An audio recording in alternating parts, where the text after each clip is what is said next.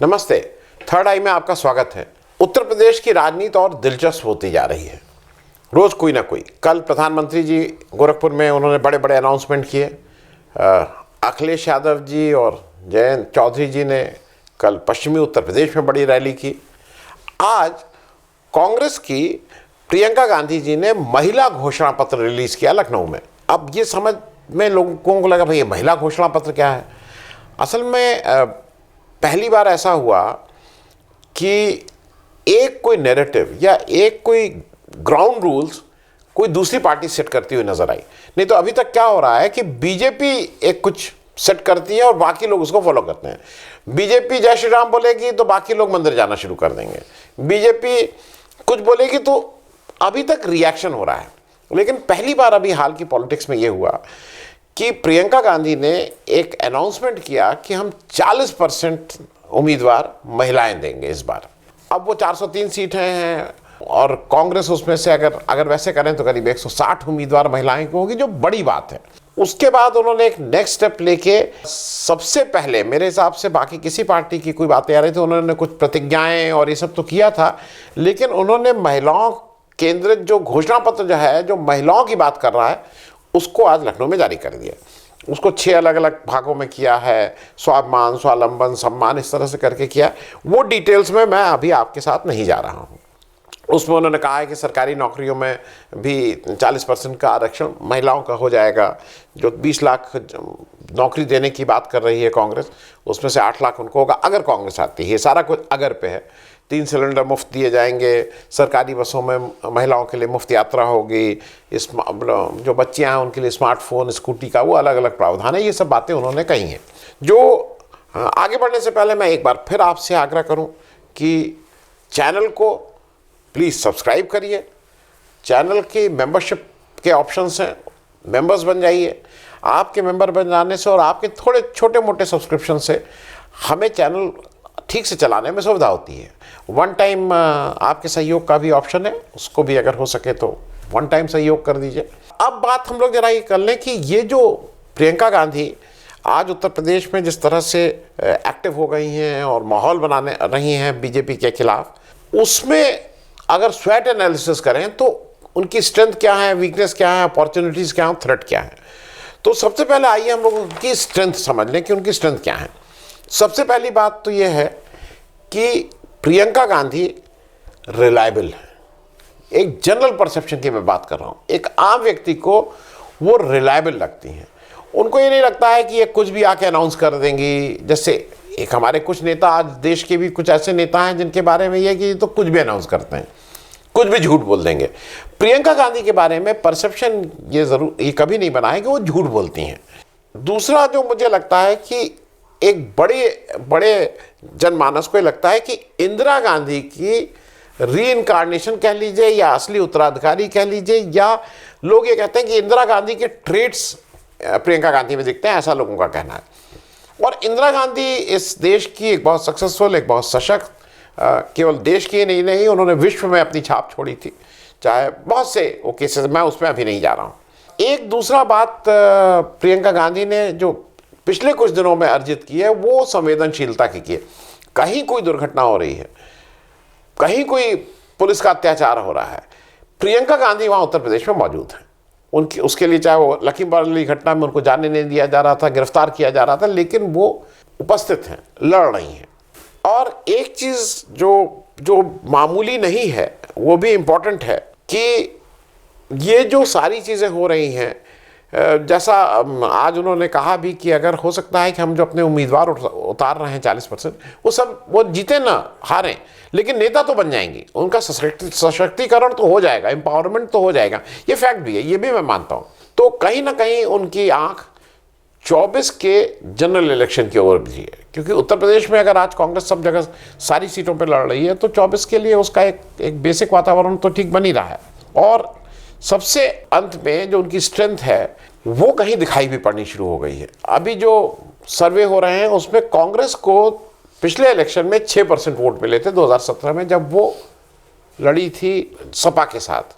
6 से वो परसेंटेज अब जो सर्वेक्षण है उसके अनुसार 8 हुआ है। तो अगर आप वैसे कहिए तो 2% है, वैसे कहिए तो 33% की ग्रोथ है, लेकिन कहीं ना कहीं वो नीचे नहीं खिसका, वो ऊपर गया है। तो वो एक बड़ा अचीवमेंट भी मैं मानूंगा और स्ट्रेंथ भी मानूंगा। मैं आपको एक आंकड़ा और जल्दी से दे देता हूँ।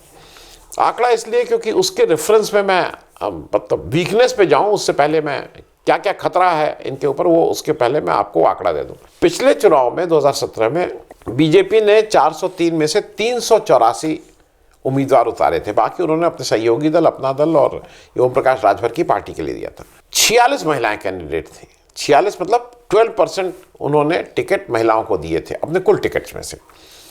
46 में से 36 महिलाएं जीती थी, बीजेपी की स्वीप थी।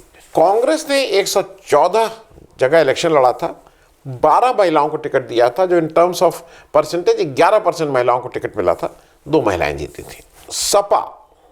सपा ने 311 लोगों को टिकट दिया था, 31 महिलाओं को उसमें से टिकट मिला था, 1 जीती थी। और ये 31 महिलाओं का मतलब उन्होंने करीब 10% महिला उम्मीदवार उतारे थे। बीएसपी, जिसकी राष्ट्रीय अध्यक्ष मायावती जी हैं, जो उत्तर प्रदेश की मुख्यमंत्री हैं, अब एक प्रबल दावेदार रहती हैं, अब तो मुख्यमंत्री नहीं, अब तो प्रधानमंत्री के भी दावेदार रहती हैं, उन्होंने 403 सब सीटों पे लड़ा था। कितनी सीट दी थी उम्मीदवार? केवल 21। 5% और 2 उसमें से जीती थी। केवल 5% उन्होंने उम्मीदवार उतारे थे। तो ये भी एक अजीब सी आयरनी है कि एक ऐसी पार्टी जिसकी रहनुमा मायावती हो, वो सबसे कम महिलाओं को वोट देते को उम्मीदवारी को टिकट देती हैं। जबकि प्रियंका गांधी जब यूपी इंचार्ज बनी है तो उन्होंने ये कहा है कि हम 40% महिलाओं को देंगे। ये एक बड़ा डिफरेंस है।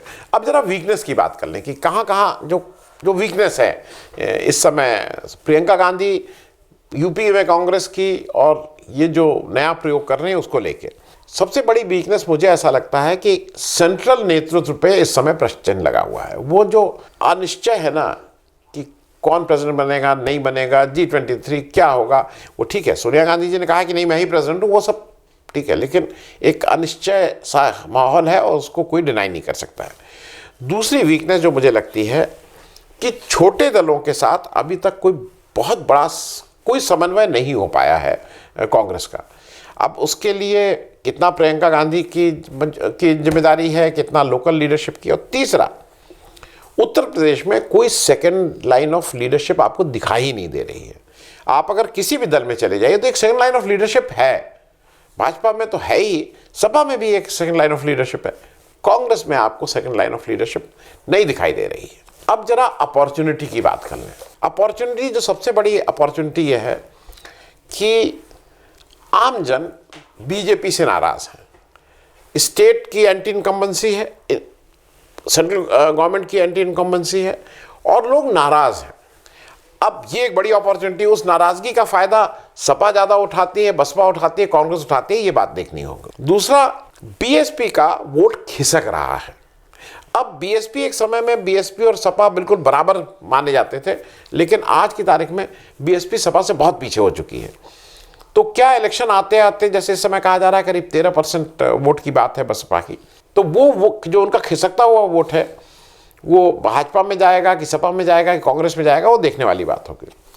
तीसरा जो अपॉर्चुनिटी है, किसान आंदोलन। किसान आंदोलन का किसान एक्ट उन्होंने वापस ले लिए मोदी जी ने, वो अलग बात है, लेकिन उसका जो नुकसान हुआ है और उसकी वजह से जो किसान संगठित हुए हैं, उसकी वजह से किसान थोड़ा बीजेपी के अगेंस्ट जो तैयार हुए हैं, वो भी एक बड़ी अपॉर्चुनिटी किसी भी पार्टी के लिए उस विपक्ष के वातावरण में अपना वोट बनाने की है।